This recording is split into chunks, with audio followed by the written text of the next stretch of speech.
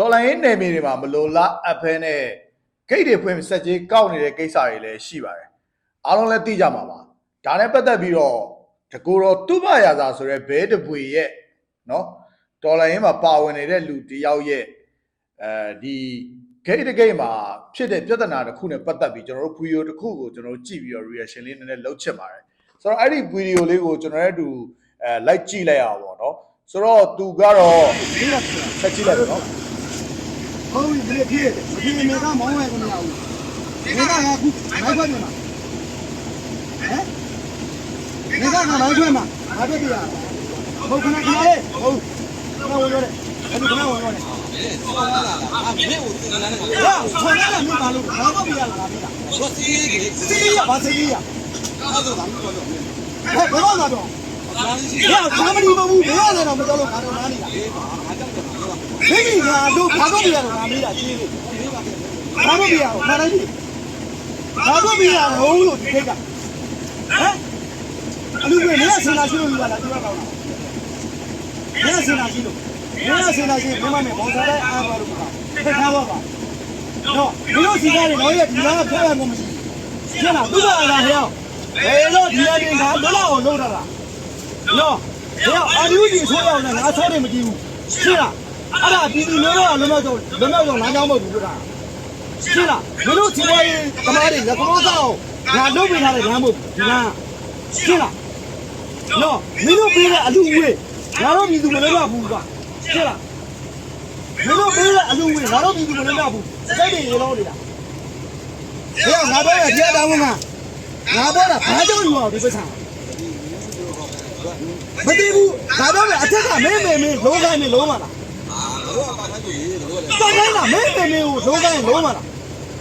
ငါမင်းရရှင်းလေဟဲ့မင်းဒါတော့မဲ့မင်းတော်လိုင်းကိုချော်လိုက်တဲ့လုံးချင်လို့မင်းတော်လိုင်းလည်းဝင်လာလုံးမ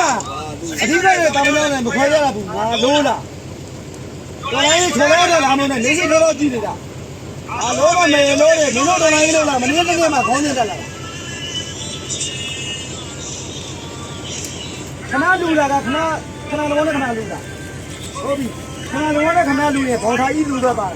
ကျွန်တော်မပြောလို့အခုတော့ဒါပုံစံမို့ဆိုဘယ်မေလုံးမှကျွန်တော်ခေါက်ခုမကြဘူးအဲ့အလူကြီးဆိုရဘယ်မေလုံးမှသူ့ဘာတော့ခေါက်ခုမကြဘူးရှင်းလားကြာပြီကိုတော့ခဏခက်ခဲနေလို့လားဟယ်လိုနော်ဒီလူတွေကဒီလူရှိတယ်ဝေချင်းမလို့ရှင်းရှင်းလေးကြားတယ်လုံးမတော်လိုင်းကောင်းနေတာတွေမဟုတ်တော့စားတယ်လုံးမမေလို့တွေဟုတ်ဘူးတော့ချက်လည်းမရှိသူ့ဘာသာတဲ့လုံးမညာကြီးလို့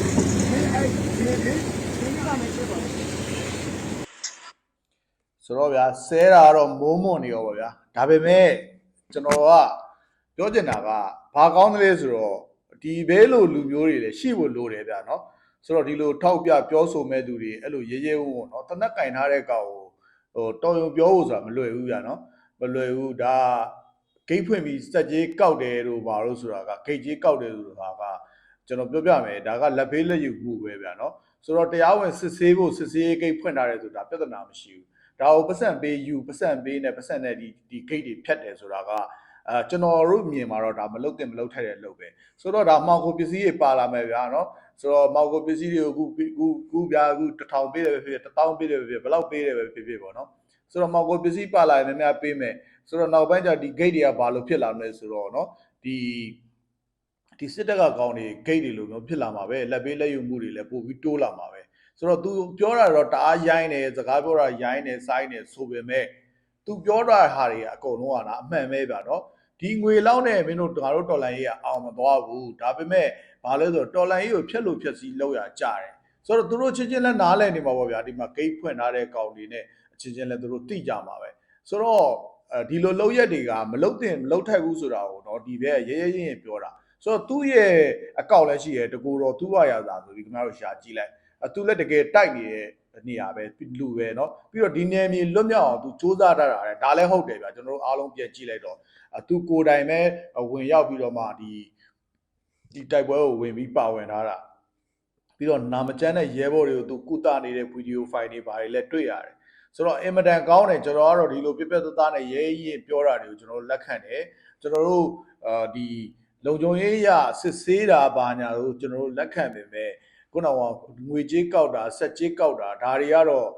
လက်ခံစရာအကြောင်းမရှိဘူးဗျဟိုးအရင်ကတည်းကအရင်ခေတ်ကတည်းကဆိုကျွန်တော်တို့เนาะဆိုတော့ဟိုချောင်းသာလောက်ကိုကျွန်တော်တို့ရန်ကုန်ကနေတွားလို့ရရှင်ကိုကျွန်တော်တို့မှာလက်ထဲမှာပတ်စံအများကြီးထည့်သွားရတယ်ပြီးတော့ဒီကုန်ငါးကြီးတွေဆိုကားသမားတွေဆိုလို့ရှိရင်ဗျမြင်တော့မကောင်းဘူးเนาะဒီ steering ရဲ့ပတ်ပတ်လည်မှာပတ်စံတွေအကျွေတွေအဲ့လိုထိုးထားပြီးတော့ဂိတ်တိုင်းကိုပတ်စံပေးသွားရတာဆိုတော့တရားဝင်ပြဟိုဘီးကွန်ကောက်တာเนาะဒီကုန်တယ်ဝင်ကောက်တာဒါမျိုးအခွန်ကောက်တာတို့တရားဝင်ကောက်တယ်ဆိုရင်ပြဿနာမရှိဘူးဒီပတ်စံတွေကဘယ်ထဲရောက်လဲပေါ့နော်ဆိုတော့အဲ့တော့ဒီ gate ချလို့ပတ်စံရတယ်ဆိုဒီ gate နေရာကိုလူတာတွေဖြစ်လာမယ်တက်ဖွဲ့ချင်းလူတာဖြစ်လာမယ်တက်ဖွဲ့ချင်းလူတာမရှိရင်တော့မှကျွန်တော်တို့ဒီတက်ဖွဲ့တစ်ဖွဲ့တည်းကနေပြီးတော့ဘယ်သူသွားမလဲဆိုတော့ဒီ gate ဆောင်တဲ့ယာဒုတာဝန်ကိုလူတဲ့ဟာတွေဖြစ်လာလိမ့်မယ်ဆိုတော့ဒါက corruption ပဲဗျာเนาะခြစားမှုပဲကျွန်တော်တို့ကခြစားမှုကိုတော့ကျွန်တော်တို့စိုးစိုးစီးစီးတိုက်ဖက်ရမယ်ဟိုတောက်လျှောက်เนาะတော်လိုင်းလုံနေတဲ့အချိန်မှာရောတော်လိုင်းအလွန်ကာလတွေမှာရောဒီလက်စားမှုတွေကိုတိုက်ဖက်ရမယ်ကျွန်တော်တို့မတရားလူယူတာစเนาะကျွန်တော်တို့ဒီလိုဒီစပွဲအောက်ကသွားတဲ့ကိစ္စတွေကစဒါတွေကိုစန့်ကျင်ရမယ်ဒါပေမဲ့ဒီသူဘရာစာတကူတော့သူဘရာစာပွားဆိုပြီးတော့လို့ဖြဲတယ်ပဲလို့ကျွန်တော်တို့ဒါအကြိုက်တယ်အဲ့လောက်ဖြဲမှလည်းရမှာเนาะအဲ့လောက်တက်တိရှိမှလည်းဒီလက်နက်ကင်နေနဲ့ကျွန်တော်တို့ကပြောဆိုဆက်ဆံအလုပ်လုပ်ရတာအလုပ်လုပ်လို့ရမှာဒီလိုလူမျိုးကိုတော့ကျွန်တော်တို့ချီကျူးကုန်ယူပါတယ်ဒါပေမဲ့သူ့ရဲ့လုံခြုံရေးကိုလည်းကျွန်တော်တို့စိတ်ပူတယ်ဗျတချို့နေရာတွေမှာဖြစ်နေတဲ့ပြဿနာတွေကအများကြီးပေါ့နော်ဆိုတော့ဒါကသူဒီတဲ့ချိုးသားပြောရင်တော့ကောင်းတာပေါ့ဒါပေမဲ့ချိုးသားပြောရင်တော့ကောင်းတာပေါ့ဆိုတိုင်းချိုးသားပြောလို့ရတဲ့အနေထားလားဟုတ်လားမဟုတ်လားဆိုတဲ့အနေထားတွေလည်းရှိကြတာပဲပေါ့နော်ဆိုတော့သူ့ရဲ့လိုအပ်ချက်တွေတော့ရှိကောင်းရှိပါလိမ့်မယ်ဒါပေမဲ့သူပြောသွားတဲ့သူ့ရဲ့ရည်ရွယ်ချက်ကတော့အမှန်ပဲဒီနေရာမှာမင်းတို့တော်လိုင်းရေးအတွက်မင်းတို့တကယ်ကိုပါဝင်ကျင်တယ်ဆိုရင်အဲ့မင်းစီပေါက်စာဂိုင်းတစ်စီးလုံးပေးသွားလိုက်ဆိုတော့အဲ့လိုပြောတယ်ပြီးတော့ဒီငွေကြေးလေးကိုမပြန်ယူသွားဒါမျိုးမလုပ်နဲ့ဆိုတော့ဒီလိုမျိုးငွေကြေးပေးထားခြင်းอ่ะเนาะကျွန်တော်တို့ခင်ဗျားတို့မြင်မှုပါတယ်ကြည်မှုပါတယ်เนาะဆိုတော့ကျွန်တော်တို့ဟိုအရင်တော့ချစ်အတွက်ဆလင်းဘတ်ဆိုလို့ရှိရင်เนาะဆိုတော့ကွန်တီလေเนาะဟိုမင်းသမီးကဘယ်သူလဲတော့မသိဘူးเนาะကြော်တက်ပုံလေးကြော်တက်လေးကချောလိုက်တာပါညာဆိုတော့ဒီဘက်ကကွန်တီကဒီဘက်ကထိုင်နေနဲ့ထပ်ပြောတယ်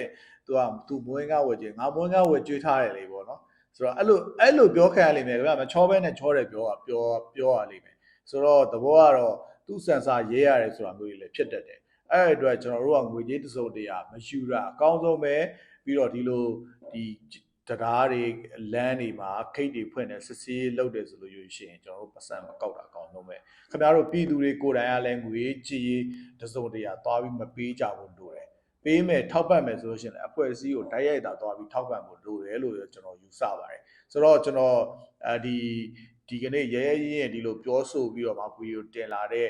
ဒီတကူတော့အတုပရာသာဆိုရတာတော့ကျွန်တော်လေးစားပါတယ်ဆဲဆိုတာတော့မကောင်းဘူးဆိုပေမဲ့သူ